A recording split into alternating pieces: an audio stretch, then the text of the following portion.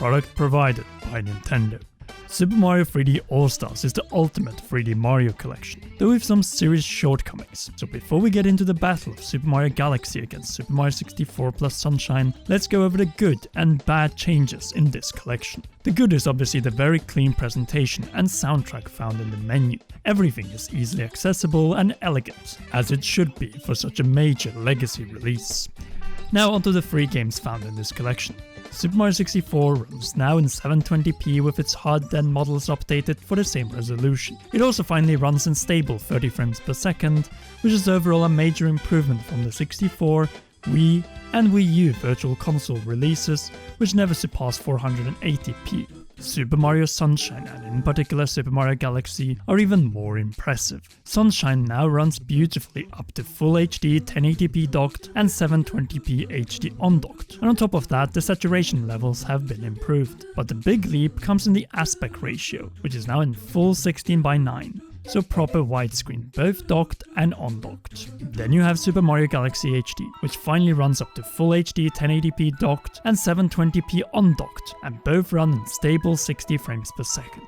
It even has touchscreen controls, which is great for those playing on the Nintendo Switch Lite and who can't take full advantage of the Joy-Cons. That is also where the new goods in this collection end, as while there is nothing negative to say about Super Mario Galaxy, there are a few underwhelming matches for 64 and Sunshine. First and foremost, all games in the collection are partially emulated, and thus it doesn't come as a surprise that the games have no added content, they are simply emulated and enhanced ports. Though in the case of Super Mario 64, one thing is a bother, namely the same aspect ratio. Instead of giving us a complete widescreen HD experience, Super Mario 64 is sadly still in 4:3 ratio, and that is simply sad.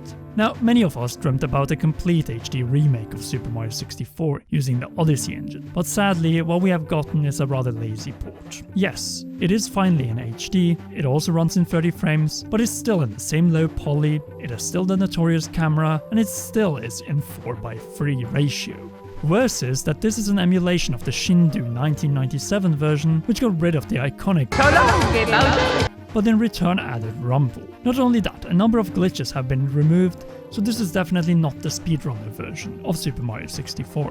As for Super Mario Sunshine, since it's also an HD emulation, but widescreen emulation, it sadly does not run in 60 frames per second, and is still missing the Corona Mountain Shine Sprite episodes. In other words, Super Mario Galaxy is the most technically impressive experience in this collection, as it is the only game to run in up to 1080p and 60 frames per second. But is it the best game in the collection even after 64 and Sunshine team up like we did in our 64 and Sunshine vs Odyssey episode? Let's find out through 5 separate categories: gameplay, stages, bosses, controls, and music. So without further ado, let the battle between Super Mario Galaxy against Sunshine and 64 in 3D All-Stars begin. Every 3D Super Mario game is masterfully crafted, well except for the camera in Mario 64, which is terrible. There, we got it out of the way. For starters, 64 and Sunshine utilize the traditional 3D Mario formula. There's a big hub world, each level has power stars or shine sprites to gather, and you have to complete different missions to get them. After completing each individual mission, you're transported back to the hub world, and you need to manually go back to the level to get another mission. The same is the case in Super Mario Galaxy. Unlike just focusing on a few galaxies and up to 8 stars in each of these, Super Mario Galaxy spreads things more out, adding new environments which we will soon get back to. What we also can't forget is that Super Mario Galaxy, unlike 64 and Sunshine, has a proper post-game. We'll just say this: all 3 games have 120 stars or shine sprites, but only one of them has an extra star and purple coin post-game. After all, the blue coins in Super Mario Sunshine are used to buy shine sprites, and in order to get all 120 of them, you need all them blue coins. Both games have their own mechanics and power-ups like Metal, Wing Cap, and Invisible Mario, while Sunshine simply has Flood. All of these offer unique and convention-breaking gameplay for the time that was. Because, let's be real, there's no point prolonging this battle. Super Mario Galaxy with its gravity gameplay, power-ups, spin attack, and more is leaps and bounds beyond both of these games combined when it comes to the gameplay. It is much like Super Mario Odyssey, simply 3D Mario at its finest, though without dual analog controls. And despite having a dual analog camera in Sunshine, it is simply not enough when much of its gameplay is so flawed and so much more refined in Super Mario Galaxy. Galaxy is, as the title suggests, an out-of-this-world gameplay experience, and thus Super Mario Galaxy takes the first battle for gameplay. Super Mario 64 and Sunshine are well regarded as the Mario games with true open-ended stages, with multiple stars or shine sprites and additional stages in Sunshine's case. On top of that, both games have really solid hub worlds with secrets and activities. These can vary from scripted sequences to cryptic bullshit you wouldn't have discovered had a random YouTuber not discovered it years after the game came out. Both games have some of the most iconic stages in Mario history: Bob-omb Blast, Bianco Hills, Pinna Park and Whomp's Fortress, to name a few. All of these stages work well with the mechanics present in the given game, because not having FLUDD in Mario Sunshine stages would not bode well.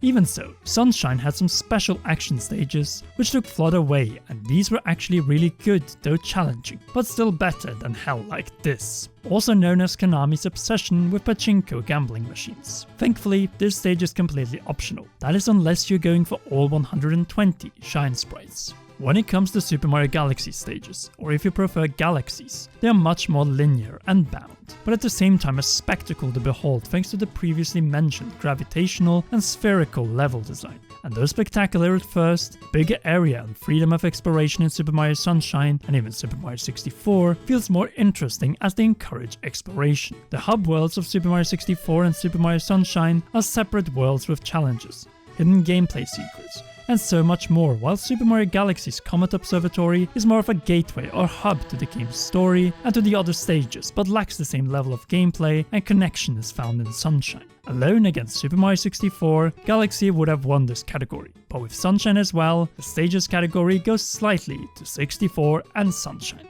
Now here's where things get a little too unfair, mostly because of Super Mario 64's simple bosses and incredibly repetitious Bowser fights. Super Mario Sunshine fares better with bosses like Petey Piranha, Ely Mouth, and the stuff of nightmares, Phantom Manta.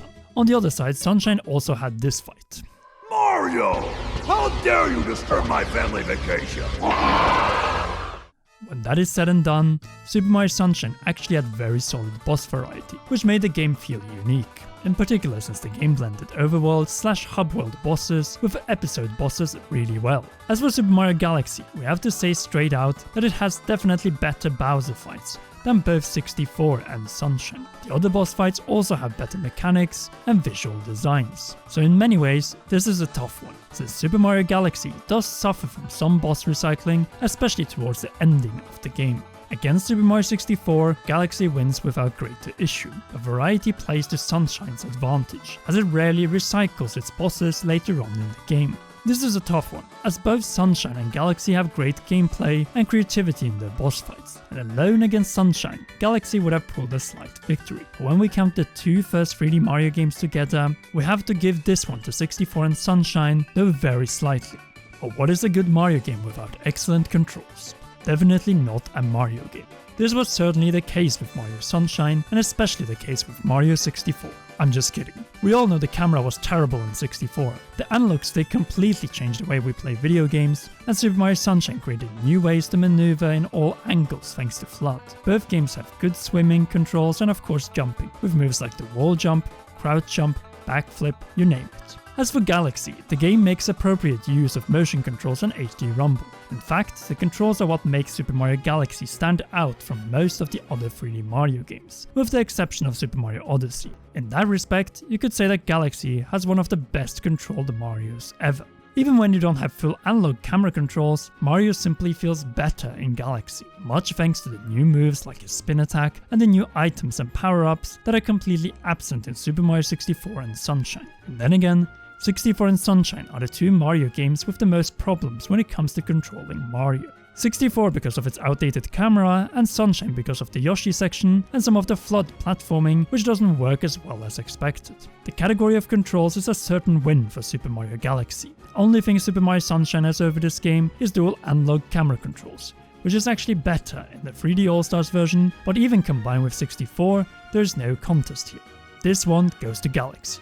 So we have a tie before this final category, and let's just say, Mario music is legendary. Since Super Mario Bros., Koji Kondo and his co-composers had delivered classic after classic after classic. Mario 64, of course, has some of the most iconic tracks in Mario history, ranging from the starting track of Bob on Battlefield, the luscious sound of Jolly Roger Bay, and who could forget Peach's Castle. Sunshine's soundtrack, while also good, was unfortunately restricted by its tropical theme, making every track sound rather similar to each other. And seriously, do we even have to do this one? Super Mario Galaxy does not only have the only orchestrated Mario soundtrack in the series, it is also a true masterpiece by Koji Kondo and is only rivaled in quality by its sequel, Super Mario Galaxy 2. This one goes without any shadow of a doubt to Super Mario Galaxy, which completely destroys the soundtracks of Super Mario 64 and Super Mario Sunshine combined. And since we can listen to it in the All-Stars menu, it is an even greater win.